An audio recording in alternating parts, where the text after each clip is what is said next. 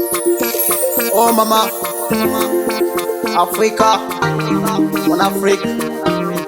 Hey, yeah, maman, oh, Africa. Yeah. Oh, je la chante. Africa, oh Africa, yeah. Africa, oh Africa, autonomie. Yeah. Africa, oh Africa, yeah. Africa, oh Africa, autonomie. Depuis l'Antiquité, l'Afrique fait l'objet des pires abominations. Traite des Noirs, esclavage, colonisation et maintenant néocolonisation. Aïe aïe aïe. Après sa famille d'indépendance qu'elle avait malheureusement confondue à la liberté.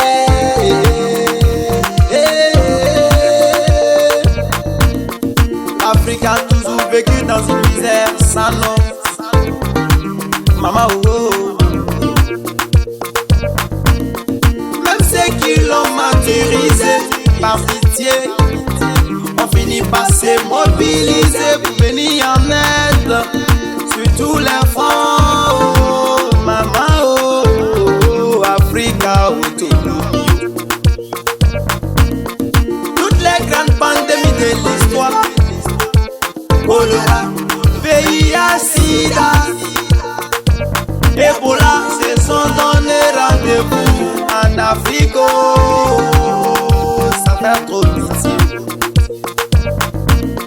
Rien n'arrête plus l'Afrique dans sa descente en enfer. Pourtant truffé d'immenses trésors. Aïe aïe aïe.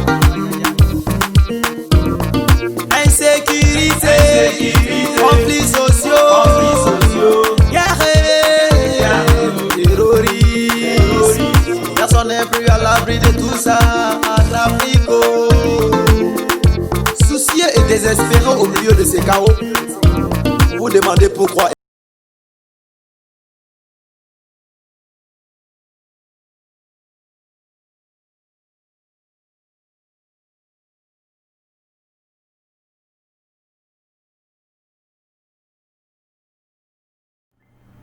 Bien, bienvenue à cette nouvelle vidéo que nous allons essayer de faire parcourir ensemble, hein, de revisiter ensemble, mais qui va certainement vous intéresser parce que c'est une vidéo qui est dédiée à une classe de personnes.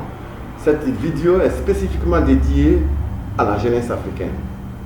C'est la vidéo qui est consacrée spécifiquement à la jeunesse africaine. Et donc là, c'est très important parce que le progrès d'une nation, c'est sa jeunesse. La jeunesse est la clé de voûte de la transformation sociétale. Donc lorsqu'on est en train de parler de la dynamique de progrès d'une nation, la jeunesse, c'est d'abord un des grands facteurs. Et tout dépend de comment la jeunesse est. Parce que si la jeunesse est du côté de ceux qui se mettent contre la nation sans le savoir, la jeunesse devient l'obstacle. Mais si la jeunesse a été éduquée, formée, préparée, de manière à ce qu'elle puisse servir sa nation, servir sa patrie, là, la jeunesse va avoir un impact colossal. En ce moment, la jeunesse devient une édificatrice. Donc, elle devient une actrice fondamentale du progrès de cette nation. Et nous allons voir ensemble, avec vous, avec toute la jeunesse africaine, parce que cette vidéo est dédiée à la jeunesse africaine. Donc, ensemble, nous allons essayer de revisiter, de voir ce que cette jeunesse fait, qui est pour l'Afrique, et ce qu'elle fait, qui est contre l'Afrique, et comment elle peut se racheter, comment elle peut se positionner. D'abord, se remettre en cause sa façon de faire, se repositionner et entrer dans l'histoire. C'est ça le grand travail. Le grand travail, c'est que si notre nation, la nation africaine, La nation africaine a 3 parties. La tête, le milieu et les pieds, donc et le bas. Donc il y a la haut, le milieu et le bas. Si la haut n'a pas pu le faire, la haut n'a pas pu démontrer, n'a pas pu montrer, n'a pas pu faire ce qu'il faut faire pour que l'Afrique soit une Afrique prospère, l'Afrique soit une Afrique qui surplombe l'humanité, alors il faut que les gens du milieu, il faut que le milieu le fasse. Si le milieu ne peut pas le faire, il faut que ceux d'en bas le fassent. Et aujourd'hui, la jeunesse est à la fois en bas et au milieu. La jeunesse est en bas, donc à la base, mais aussi au milieu. Et c'est donc à cause de sa position, à cause de sa force de frappe dans une nation, à cause de l'importance de son rôle dans l'édification d'une nation, surtout de cette nation africaine dont elle pèse pour 80% environ en termes de population. Et donc, comment cette jeunesse peut se révéler un atout majeur pour transformer, que cette jeunesse sorte de la logique du futur pour devenir une logique de maintenant, du présent, qu'elle sorte d'une logique d'avenir pour entrer dans la logique du devenir. C'est la question à laquelle nous allons essayer de répondre dans cette vidéo. C'est d'abord la question autour de laquelle nous avons bâti cette vidéo. Comment cette jeunesse va? Parce que tout ce que vous avez, les médias, tout ce qu'on vous raconte, c'est la jeunesse et le futur. Vous allez comprendre si la jeunesse est le futur, ou si c'est le passé, ou si c'est le présent. Vous allez comprendre. Vous allez comprendre ce que vous faites comme erreur magistrale, qui est contre, non seulement vous, contre vos progénitures, vos enfants que vous allez mettre au monde, contre vos parents, vos propres parents, contre l'Afrique, d'abord vos nations individuelles, vos pays, il faut dire vos pays, mais la nation, c'est la nation africaine. Nous devons intégrer dans notre tête que notre nation s'appelle l'Afrique. Ce n'est pas Mali, Burkina, non, il faut oublier ça. La nation s'appelle l'Afrique. Et maintenant, on a des régions, on va appeler ça des régions, hein, on va appeler des régions. Et donc, c'est des pays, sont des régions. Alors, il faut donc qu'on se mette ensemble pour qu'on puisse comprendre dans ce petit diagnostic comment la jeunesse va pouvoir comprendre son rôle à jouer. Parce que si la haut est bloquée, le milieu peut le faire, la base peut le faire, et la jeunesse peut faire tout ça, tant dans sa position du milieu que dans sa position de la base. Et la jeunesse peut faire tout, renverser toute la vapeur. Alors et sortir comme étant la plus grande classe de jeunesse, la plus importante classe de jeunesse, mais aussi la jeunesse la plus mature de tous les temps. C'est ce que nous voulons faire de ce que nous voulons faire en sorte que cette jeunesse puisse devenir cette classe de personnes qui va devenir l'inspiratrice. Mais pour ça, nous allons faire un diagnostic sec. Vous allez accepter que nous fassions ce diagnostic sec. Parce que moi, ma méthode, j'appelle ça Shoah. Shoah, c'est d'abord le choc. Je fais le choc parce que pour qu'on change la mentalité des peuples, c'est pas amadouer les gens, donc ça tu as raison. Ça n'a jamais changé l'Afrique parce qu'on a fait ça pendant plus de 60 ans. L'Afrique est pauvre. Il faut faire le choc pour que ça énerve. Lorsqu'on fait le choc, alors on va parler, lorsqu'on fait le choc, donc il y a des gens qui vont quitter pour dire ok, j'ai compris, ils s'énervent, mais ils reviennent, il y a des gens qui vont partir. Mais il y a un petit groupe des gens qui vont revenir pour dire oui, vous avez été sec, mais bon, il faudrait quand même revoir un peu. Ce n'est pas ce qui est important. C'est le petit groupe là qui va bénéficier, qu'on va encadrer. Et c'est ce petit groupe qui, puisqu'il sera encadré, va commencer à marquer son temps et les autres vont commencer à courir pour venir derrière cette jeunesse. Et c'est comme ça que les gens vont commencer à dire waouh, si c'est comme ça, moi aussi je vais aller là. Parce que c'est ce qu'on fait en Afrique. Parce que c'est ce que nous aimons faire. On veut suivre les gens, on ne veut pas être devant. Voilà, c'est pourquoi nous avons décidé d'opter pour la méthode qui est la méthode choc. Et cette méthode choc, elle permet d'aider vraiment les gens à récupérer. Alors, donc, pour aller au vif du sujet, d'abord, regardons les vrais défis de la jeunesse. Quels sont les principaux défis de la jeunesse africaine? La jeunesse africaine, de par la nature de son éducation, la manière dont on l'a éduquée, c'est-à-dire comment vos parents, vos papas, parce que ce sont eux qui dirigent, vos papas, le système éducatif que vos papas africains ont mis en place, voilà ce que ça fait de vous. Vous êtes devenus des diplômés sans emploi. Vous êtes des jeunes qui n'avaient pas d'avenir, parce que on vous parle d'avenir. On vous dit que vous êtes le futur. On va voir tout ça. Mais on va voir pourquoi ils vous le disent. On va voir ce que vous faites contre vous-même. Alors, donc, l'éducation, c'est une éducation de diplômés sans emploi. C'est-à-dire qu'on ne vous forme même pas pour que vous soyez des employeurs. On vous forme pour que vous soyez des employés, des simples employés. Or, la pauvreté est en lien pas par rapport au métier. La pauvreté est en lien à quoi? Au statut qu'on a par rapport au métier. Si vous êtes, le statut par rapport à un métier, c'est quoi? C'est soit vous êtes employé ou employeur. C'est ça qui fait le statut par rapport au métier. Si vous êtes un informaticien et que vous êtes un employé, un informaticien qui prépare le CV pour courir, vous êtes un employé. Vous êtes informaticien, mais vous êtes employé.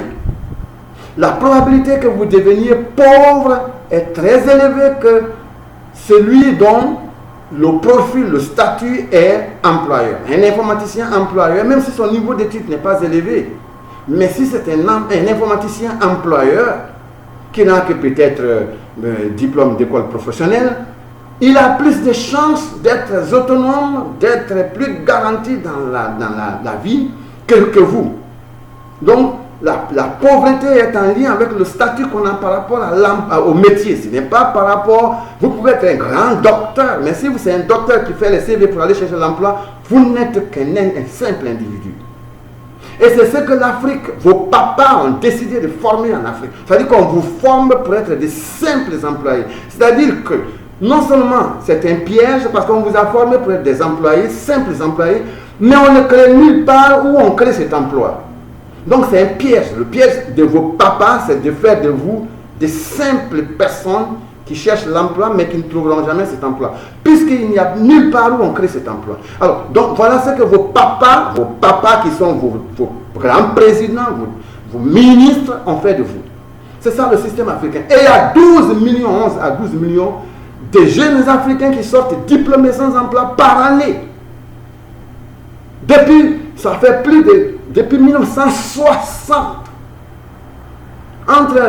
au moins une dizaine d'années avant, mais on est maintenant aujourd'hui, ça fait 60 ans, donc au moins depuis 50 ans. Depuis 50 ans, l'Afrique forme les gens pauvres qui cherchent l'emploi. Donc, voilà le système éducatif que vos parents ont fait de vous. C'est-à-dire que vos papas, parce que c'est pas parents veut dire il y a la maman là. La maman n'est pas là. Parce que la maman n'est pas aux commandes en Afrique. Ta maman, c'est la pauvre qui ne vient nulle part. Ça, c'est le papa qui est le chef, qui fait tout. C'est lui qui a le contrôle en Afrique. Alors, mais on va aller, vous allez comprendre. Parce que vous-même, vous avez fait des choses contre l'Afrique. Vous allez vous souvenir, vous allez le comprendre aujourd'hui. Et comme ça, vous qui criez, on n'a pas d'emploi, on n'a pas ça. Vous oubliez que c'est vous-même qui êtes en train de faire des choses contre vous-même. Et vous allez le voir. Et donc, comme ça, l'éducation qui vous a été donnée, que vos papas ont préparée pour vous, fait de vous des gens qui n'ont pas la possibilité de trouver de l'emploi pour pouvoir travailler, pour pouvoir avoir de l'argent, pour qu'ils soient autonomes. Donc vous ne pourrez jamais être autonome. Parce qu'il n'y a pas quelque part où on forme les gens. Où on forme les gens qui vont créer l'emploi. Donc vous, on vous forme pour aller chercher l'emploi, mais il n'y a nulle part où on forme les gens qui vont créer cet emploi. C'est un piège. C'est ce dans quoi vous êtes. En Afrique, ça fait plus de 60 ans. Mais c'est qui vous allez comprendre ce que vous faites et que c'est vous qui êtes à la base de ça. Et donc, ça fait que vous n'avez pas d'emploi. Et comme vous n'avez pas d'emploi, vous n'êtes pas autonome. Et comme vous ne pouvez pas être autonome, vous n'avez pas l'argent pour payer les services de santé. L'éducation, vous êtes pauvre. En Afrique, vous êtes les plus pauvres après les femmes. Parce que lorsque vos papas, quand papa est au pouvoir, c'est toujours comme ça. Ce n'est pas juste parce que c'est en Afrique. Quand papa est au pouvoir, les femmes sont les plus pauvres suivies des jeunes, des enfants. Et les enfants sont toujours, en général, dans les prisons. Parce qu'ils deviennent des brigands, parce qu'ils n'ont pas à manger. Donc ils vont aller voler quelque part ici. Et on les prend, on les amène en prison. On dit, on va les sanctionner. Parce que vos papas ont ce don de sanctionner. Ils ne préviennent pas, ils ne font pas les choses pour prévenir, mais non, ils sanctionnent. C'est comme ça que nos systèmes sont mis en place en Afrique. Mais vous allez comprendre comment tout ce système est venu comme ça. Et donc, vous ne pouvez pas vous payer les services de santé, vous ne pouvez pas non plus vous payer tout ce qui est en lien avec les services, même les logements, nourriture, rien. Vous êtes dans cette situation. Et c'est ça qui est très intéressant, parce que le fait que vous ne soyez pas capable de subvenir à vos propres besoins, alors vous êtes obligé de traîner. Vous devenez dépendant. Quand on est dépendant, on devient pauvre. Et lorsqu'on devient pauvre, on est esclave à vie. Vous ne pouvez pas influencer. C'est pourquoi vous êtes obligé finalement de faire certaines choses que vous n'aimez pas. Donc, par exemple, vous n'avez pas une carrière. Vous ne pouvez pas avoir de carrière. Parce que la carrière, c'est quoi? Vous finissez de dire qu'il faudrait que vous travailliez. Mais vous ne pouvez pas travailler parce qu'il n'y a pas d'emploi. Et donc, vous traînez. Il y a des gens qui ont commencé, qui ont fini les études. Certains sont de la 20e promotion, 21e, 30e, 32e. Mais il n'y a rien, ils n'ont pas d'emploi. Ils vivent jusqu'à la vieillesse, ils meurent. C'est ça ce qu'il y a en Afrique. Parce qu'il y a 12 millions, environ 12 millions de personnes, de jeunes diplômés qui sortent depuis près de 50 ans. C'est la situation dans laquelle on est.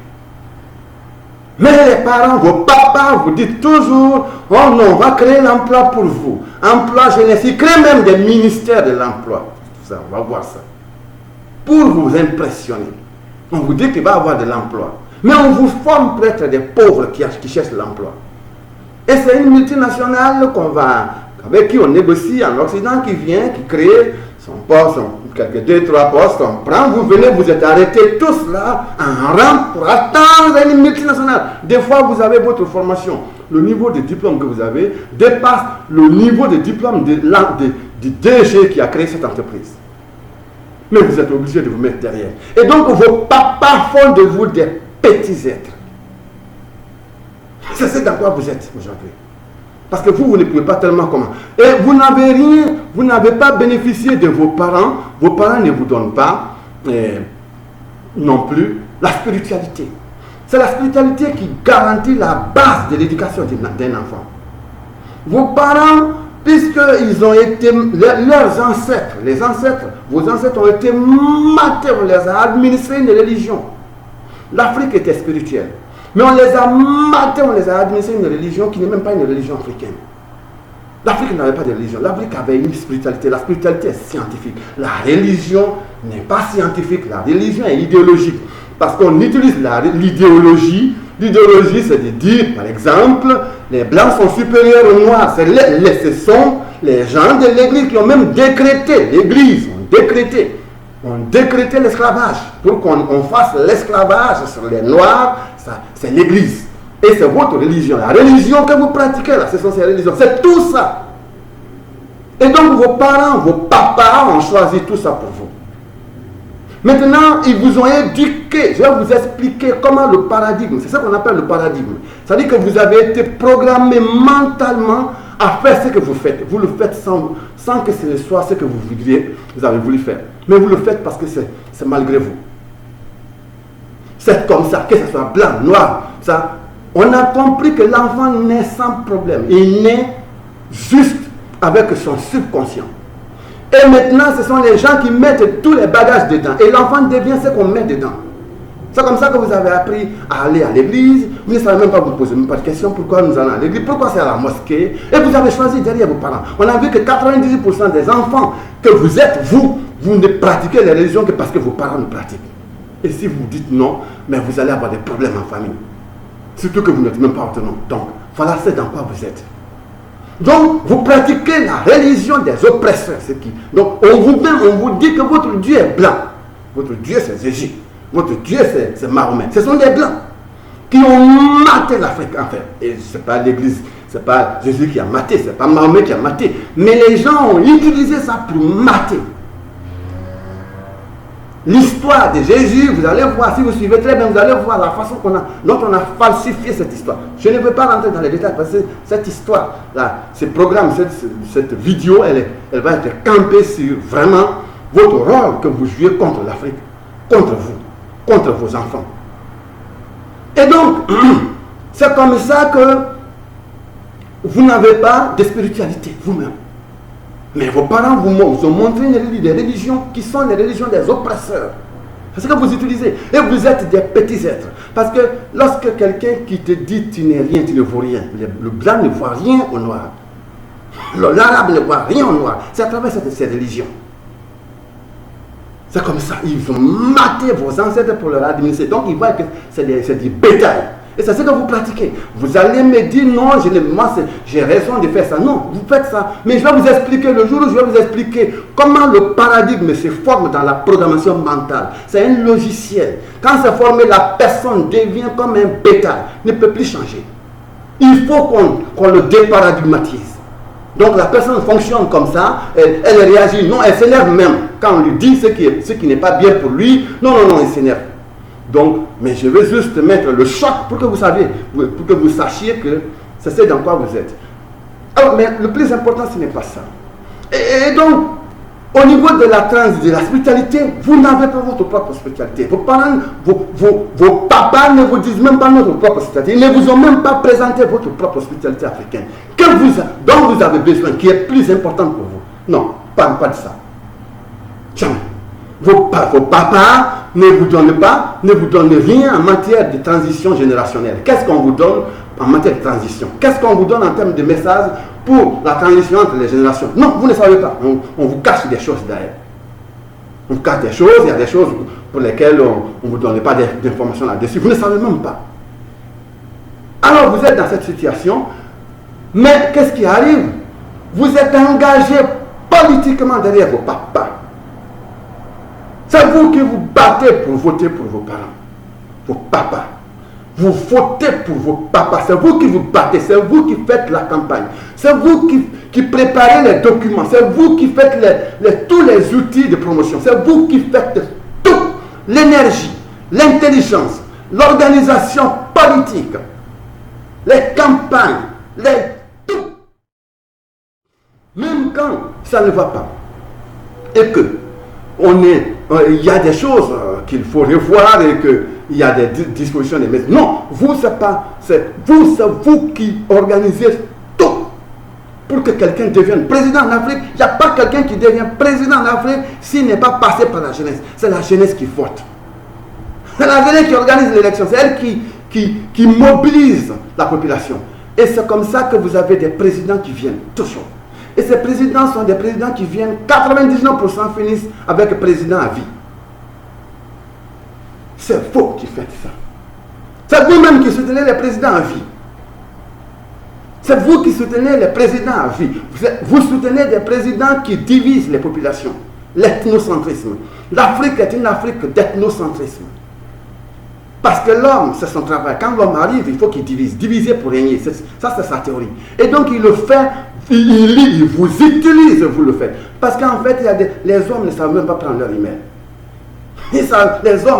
Vos papas ne savent même pas prendre leur email. Mais c'est vous qui faites tout. Et donc, vous faites ça et ces gens viennent au pouvoir, ils s'installent. Ce sont eux qui s'installent et qui confisquent le pouvoir en Afrique. J'ai fait une analyse, j'ai fait une recherche mondiale. J'ai écrit le livre en fonction de ce livre-là. Les vidéos que cette vidéo que je suis en train de produire, c'est une vidéo, la vidéo que je suis en train qui est là maintenant, c'est une vidéo et qui est en lien avec ça. C'est une recherche mondiale pour voir comment la jeunesse a pris l'humanité en otage. Et ça, c'est pour le cas spécifique de l'Afrique. C'est le cas spécifique de l'Afrique. Comment l'Afrique, la jeunesse africaine a pris l'Afrique en otage. Mais elle prend l'Afrique en otage, ce qui est dommage, c'est qu'elle ne sait pas. Elle ignore, elle ne sait pas quel est le drame de l'Afrique. Elle ne sait pas que l'homme l'a utilisé comme un bétail pour faire ce que l'homme voudrait faire de l'Afrique. Et vous allez voir ce que vous avez fait, les crimes que vous avez posés à l'Afrique. Que vous posez à vous-même. Et après, c'est vous qui pleurez. En fait, donc vous faites cet engagement politique hors du commun. Vous mobilisez avec des discours qui impressionnent, qui ramassent, qui soulèvent les foules. Et vous mettez tous ces gens derrière ces hommes politiques. Vous battez derrière l'opposition. L'opposition utilise même des gens comme vous, les jeunes, la jeunesse, pour faire des soulèvements. Et quand on fait des soulèvements, le gouvernement mate, on en tue 2000, 3000, 4000 là-dedans, et puis c'est ça. Mais on ne tue pas un vieux. On ne tue pas le fils d'un président. C'est vous qu'on tue. On vous tue comme des chiens. On vous tue comme des moutons. On vous tue comme du bétail. Et vous continuez. Vous le faites. Et vous allez élire. Même le monsieur là. Après, quand il aura fini, vous allez encore vous battre pour qu'on puisse le réélire. Il peut être réélu 17 fois, 27 fois. Le président est toujours là. 35, il y a des présidents en Afrique qui ont 42 ans. 50, ils sont des présidents qui meurent au pouvoir en Afrique. C'est fou. J'ai fait des recherches, j'ai compris quelle est l'implication de la jeunesse. Qu'est-ce que le jeune fait? Parce que j'ai vu que 99,99% des tâches qui sont assumées par la jeunesse. C'est la jeunesse qui fait tout du début à la fin. Et c'est ce qui maintient le président. Maintenant, quand le président monte, il prend 2-3 de ces gens qui sont ses personnes proches. Ce sont eux qui dirigent le pays. Vous n'êtes même pas là. Vous n'avez même pas un petit pain. Vous êtes de l'autre côté. C'est vous qui pleurez. C'est vous qui pleurez chaque jour. Je vais vous expliquer. Les divisions ethniques en Afrique ce sont des divisions grégaires. L'Afrique est divisée en ethnie, religion. C'est ça qu'on a en Afrique. À travers les religions des autres, les Africains se voient comme chrétiens, musulmans. Ce sont vos politiques, les gens que vous soutenez en Afrique. C'est vous qui le faites. Vous le faites sans le savoir. Et ce qui s'est passé, c'est qu'il y a une petite statistique, un petit chiffre seulement. 9000 personnes par mois, en Afrique, c'est ce qu'on appelle le politicide. Un politicide, c'est le nombre de personnes qui sont matées, tuées par jour. C'est un politicide. Suite à un problème politique, c'est un politicide. Il y a 9000 personnes comme statistique par mois en Afrique. Qui fait cette dynamique? C'est fou. Mais quand les gens, quand on tue, des fois, parce que les gens, on n'a jamais tué le fils d'un président en Afrique. Mais c'est vous qu'on tue. Même quand on veut faire quelque chose, les opposants politiques veulent faire quelque chose pour alerter la communauté internationale. Ils font en sorte qu'ils travaillent pour créer ce qu'on appelle le budget choc jeunesse. Le budget choc jeunesse, c'est quoi? C'est le nombre de jeunes qu'on peut mater dans un mouvement, dans un soulèvement, okay, dans une revendication, dans les soulèvements populaires, pour que la communauté internationale se prononce pour dire non, ça c'est comme ça, le président n'a qu'à quitter, c'est comme ça. Et c'est l'opposition qui fait ça. L'opposition vous utilise comme ça pour que vous soyez des bêtes qu'on mate comme des chiens. Comme ça, l'opposition va dire, la communauté internationale va dire non, si c'est comme ça, là, le président a mal fait. Je connais tous les pays, vous savez tous les pays dans lesquels on fait ça. Et les politiciens savent que c'est l'outil stratégique qu'ils utilisent. C'est vous qu'on utilise pour faire ça. Donc, aujourd'hui, il y a tout cet aspect. Et qu'est-ce qui arrive? C'est un chaos aujourd'hui. C'est un chaos en Afrique. L'Afrique, c'est une Afrique de chaos. C'est une Afrique de misère. Finalement, qu'est-ce qui arrive? Ce qui arrive, c'est que vous fuyez maintenant. Parce que c'est un chaos, parce qu'il n'y a plus, les gens non plus ne peuvent plus rester, parce que c'est vraiment, ça devient catastrophique. Donc, vous fuyez. Vous fuyez pour l'Occident. Il y a des gens qui quittent, qui passent par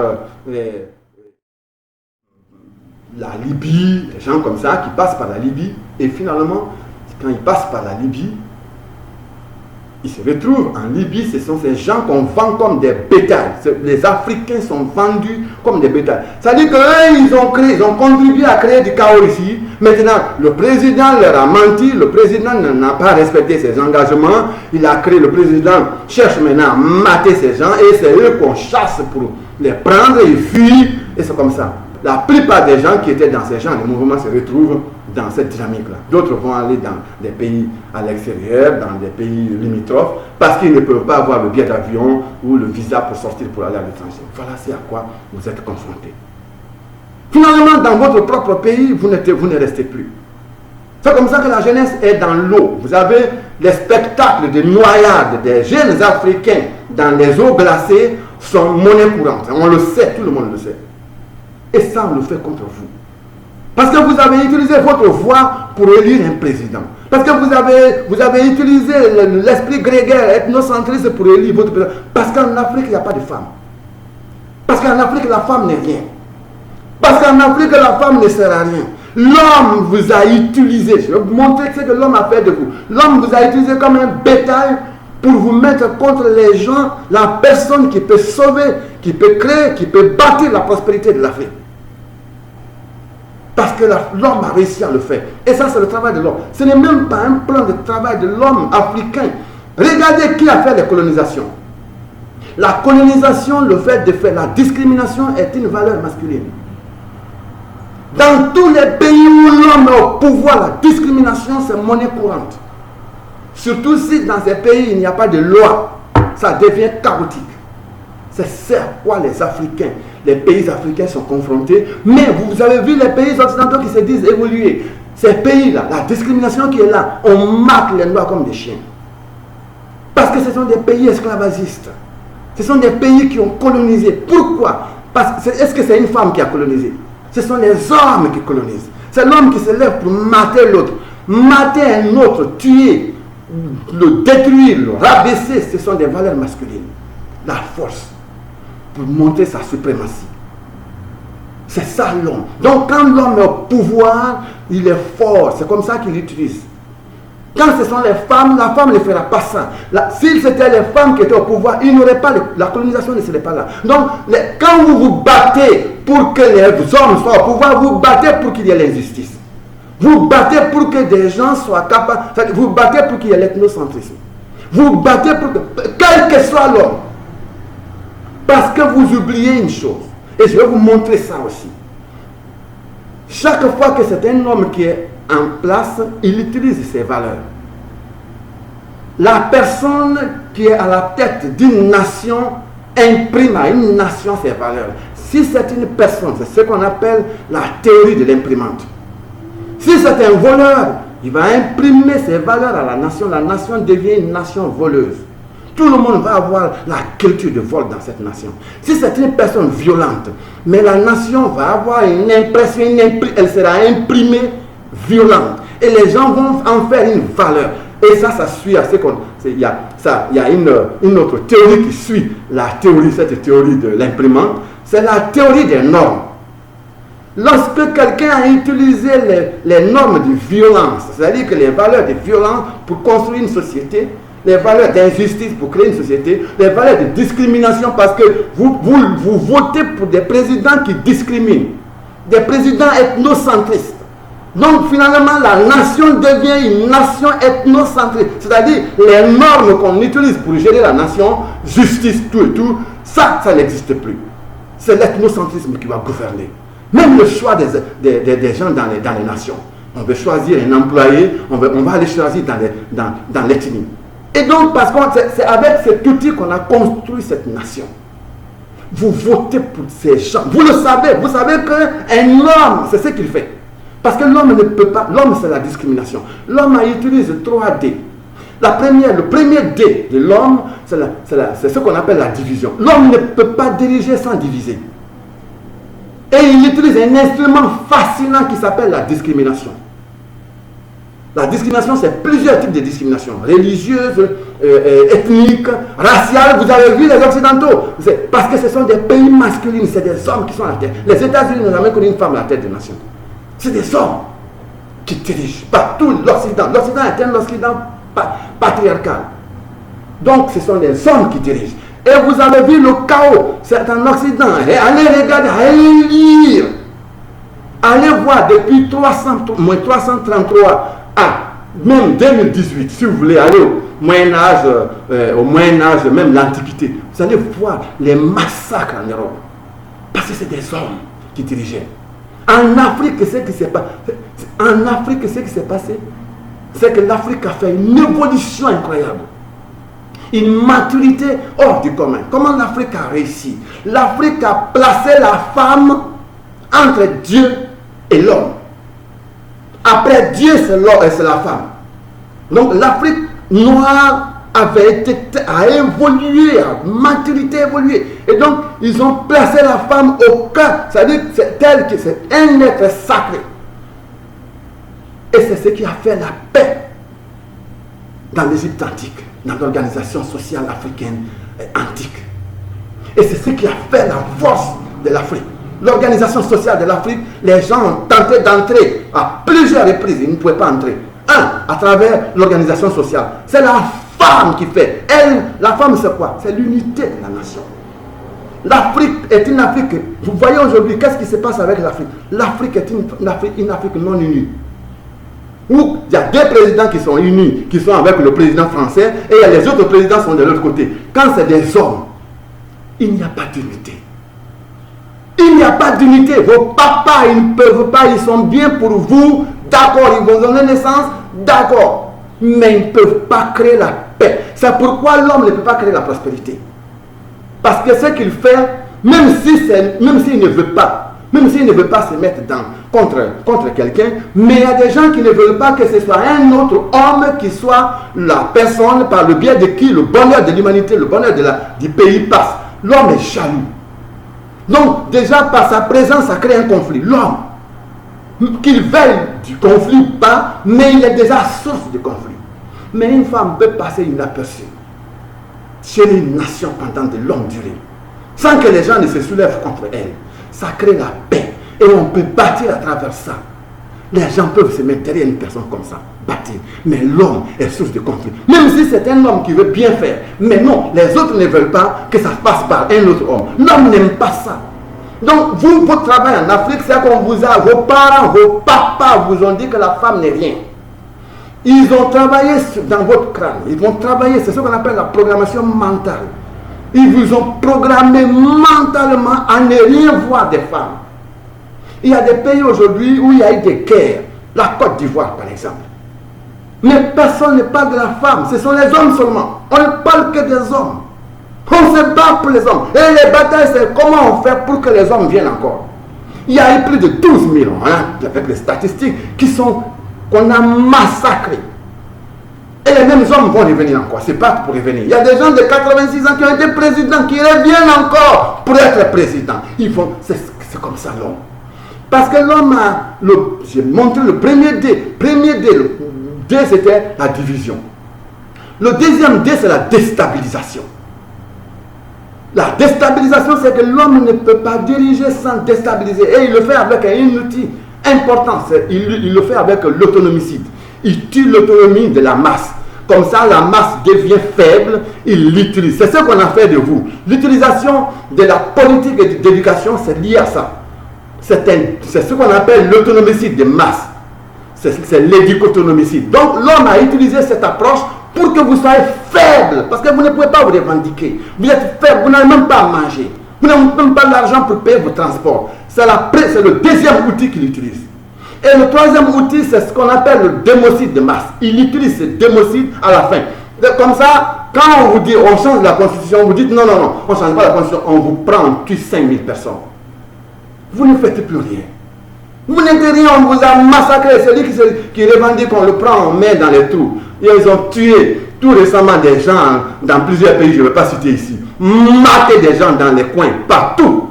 5000 personnes ont été matées, mis dans des trous. Parce qu'ils se sont simplement, ils ont revendiqué, ils ont dit non, on ne change pas la constitution. Voilà ce qu'on a fait. Ça fait le troisième dé. C'est ça que l'homme utilise, son processus normal, quand il est à la tête d'une nation. Pourquoi l'homme fait ça? Mais parce qu'il n'accouche pas, il n'a pas enlevé l'enfant dans ses entrailles. Il n'a pas sorti l'enfant de ses entrailles.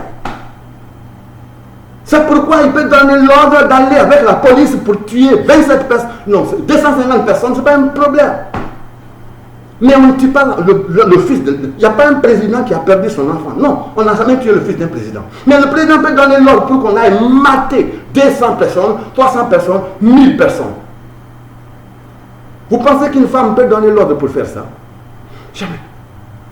Vous pensez que en Afrique, pour qu'un homme quitte le pouvoir, pour qu'on le dise, alors qu'on lui dise il faut sortir, pour qu'il sorte, il faut qu'il massacre. Il faut qu'il massacre. Baisse comparé à tuer combien de personnes? Il y a combien de gens? C'est toujours comme ça. Il faut qu'il massacre. Mais une femme ne va pas résister comme ça. Vous avez, c'est une opportunité, une femme, vous pouvez même l'insulter une fois seulement. Elle va quitter, elle va pleurer. Parce que c'est des femmes de dignité. Parce que c'est des femmes d'honnêteté. On les a éduquées, le critère de choix. L'homme a imposé un critère de choix tellement rigoureux pour avoir une femme. C'est-à-dire qu'on dit aux femmes, il faut être ceci, il faut être honnête, il faut être digne, il ne faut pas mentir. Donc, on a imposé tous les critères sur les femmes. Finalement, elles sont devenues performantes que l'homme. L'homme n'a pas son problème de dignité. Non, ce n'est pas son problème. L'homme n'est pas obligé d'avoir la dignité, non. Au contraire, quand quelqu'un ment, quand quelqu'un est malhonnête, il joue dans le langage, on dit, oh, c'est un grand homme. Quand quelqu'un vole, on dit, ah non, c'est un grand homme. Je connais des discours en Afrique comme tout le monde. Et voilà ce qui se passe en Afrique. Et vous voyez, mais la femme, c'est un modèle. Mais non, on vous a amené les yeux faits, on vous a amené comme du bétail pour ne même pas regarder ça. Ce n'est pas un problème d'Afrique. C'est un problème mondial. C'est l'homme qui a réussi à faire ça à toutes les femmes dans le monde entier. C'est ce que j'explique dans le livre en question. Le monde otage de sa jeunesse.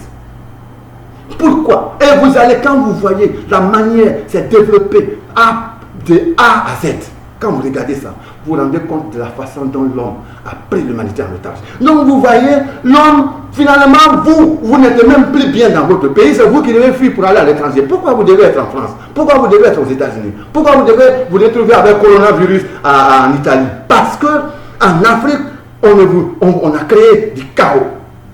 Parce qu'il y a un homme qui est fort. Parce qu'il y a un homme qui mate, qui tue. Parce qu'il y a un homme qui a créé l'ethnocentrisme. Et c'est vous qui avez fait. C'est vous qui avez fait. Et après vous courez, c'est vous qui passez. Vous voulez fuir. Vous fuyez pour aller où? Après on vous prend, on vous mate. D'autres fuient. C'est comme ça que ça s'est passé. Et c'est comme ça que ça se poursuit en Afrique. Mais vous n'avez pas cessé. Vous êtes toujours en train de lire. Vous, la jeunesse. L'Afrique est prise en otage par la jeunesse parce que l'Afrique, vous, les hommes vous utilisent parce que c'est votre papa. Ce sont vos papas. Ce sont vos papas, donc vos mamans, vos papas vous ont amené à ne même rien voir de vos propres mamans. Parce que ce sont des femmes qui servent à rien. Or, c'est l'inverse qui était dans la société antique, en Égypte antique. Et c'est ce qui a fait la grandeur c'est ce qui a fait que ces gens fait l'édification. Les valeurs d'une société. La prospérité est directement proportionnelle aux valeurs féminines.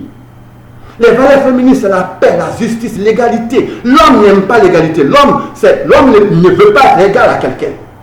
Lorsqu'on est dans une société où je ne veux pas être égal à quelqu'un, qu'est-ce que ça veut dire? Ça veut dire qu'il faut garder d'autres qui ne sont pas plus importants et qui sont inférieurs et d'autres. C'est ce que les Blancs nous font. C'est pas pourquoi les Blancs nous font. Nous, on veut que les Blancs nous traitent bien, mais nous, chez nous, on veut mettre des gens en Afrique qui ne savent pas traiter bien les gens parce que ce sont des masculinistes. L'homme, c'est ça. Ce sont des valeurs masculinistes. Ce n'est pas un plan de noir, c'est un plan de valeurs masculinistes. L'homme ne voit rien en l'autre. C'est comme ça qu'on nous a traités. C'est ce que les Blancs nous font. Non, parce que c'est les Blancs. Pourquoi? Parce que c'est pas parce que c'est pas tous les Blancs. Ce ne sont pas les femmes qui font. Ce sont les hommes qui le font. Donc c'est un problème d'homme. C'est un problème d'homme. Ce sont les valeurs masculines qui font ça. Donc si vous ne le comprenez pas, vous battez derrière les hommes. Et puis c'est après vous qui souffrez. C'est vous qui avez les problèmes. Mais en même temps, vos enfants, vous ne réfléchissez même pas. Vous êtes une jeunesse qui ne réfléchit pas, qui ne regarde pas ce qui se passe, qui n'analyse pas, qui n'observe pas. Vous regardez, vous êtes dans le sport, vous êtes dans l'émotion. Vous êtes juste dans l'émotion parce que, non, on vous a fait ça. Et on vous oppose même, l'homme vous oppose même à votre promotionnaire avec qui vous avez étudié toute votre vie. On vous oppose même les familles ensemble, hein, les unes aux autres. L'homme réussit à vous utiliser comme des instruments et il casse toutes les relations que vous aviez ensemble. Et comme ça, vous continuez, vous, à vous faire exploiter comme des animaux. Et vous continuez, vous avez pris l'Afrique en otage. Il n'y a pas de progrès en Afrique. Il n'y a pas de progrès. Là où vous allez en Europe. L'Europe, là, ça ne marche pas parce que ce n'est pas chez vous. Et les gens vous utilisent. L'Afrique est une Afrique qui pleure. L'Afrique est une Afrique qui est misérable. L'Afrique est une Afrique qui n'utilise même pas ses propres ressources. Vous êtes là, ce sont les vieux qui sont accrochés au pouvoir. Finalement, parce que vous avez donné le pouvoir aux gens, parce que vous avez donné la force aux gens, dans tous les partis politiques, ce sont les jeunes. J'ai essayé de faire les statistiques, on a fait les recherches pour savoir qui anime les partis politiques. Il y a les vieux. Mais le vieux ne court pas la nuit pour aller informer une personne. Le vieux ne sait même pas utiliser son téléphone. Le vieux ne sait même pas prendre l'email. Le vieux ne peut même pas avoir un petit email, pour informer les gens. Le vieux ne peut même pas accéder à l'Internet. Qui le fait? C'est la jeunesse. C'est fou. Et l'Afrique pleure avec ça. Mais vous n'avez rien. La femme est pauvre. Un homme peut être riche. Il y a des hommes riches qui ont leurs enfants pauvres. Certains n'ont même pas été à l'école. Mais il n'y a pas une femme qui est riche dont les enfants sont pauvres. Jamais. Il n'y a pas une femme qui est riche dont les enfants n'ont pas été à l'école. Non. Il n'y a pas une femme qui est riche dont les enfants traînent dans les rues. Non. Alors ça prend quoi pour que vous compreniez? Parce que vous n'aimez pas lire. Parce que vous n'étudiez même pas. Vous ne faites pas de recherches. Pas parce que vous n'êtes pas intelligent. Mais vous êtes intelligent, mais vous ne voulez pas mettre votre intelligence au service de l'Afrique. C'est ce dans quoi nous sommes aujourd'hui.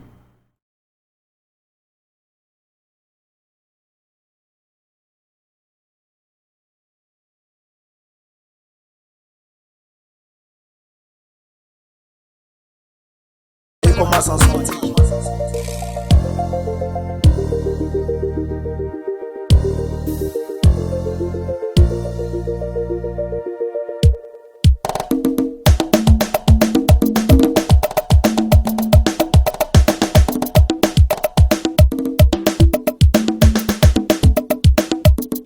Azao, Azao, Afrique-autonomie, Azao, Azae, Afrique-autonomie, Azao, Azae,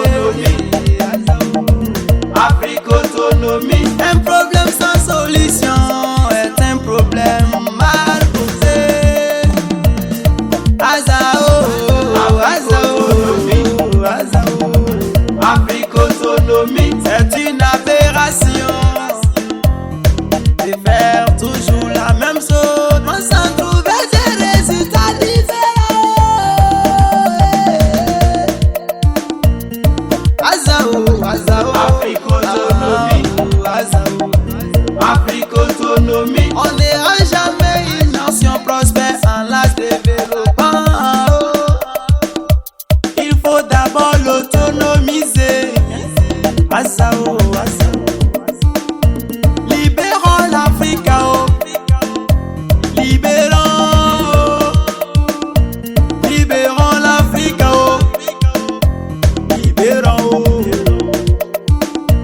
Libérons l'Afrique de l'Afrique autonomisée. Libérons l'Afrique de l'Afrique du développement.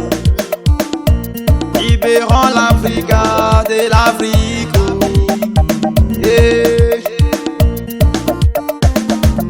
Les hommes politiques africains, à l'armée africaine, à la société civile africaine, aux syndicats, Afrique-autonomie, à la diaspora africaine, Afrique-autonomie, à la femme africaine, Afrique-autonomie, à la jeunesse africaine. Afrique-autonomie.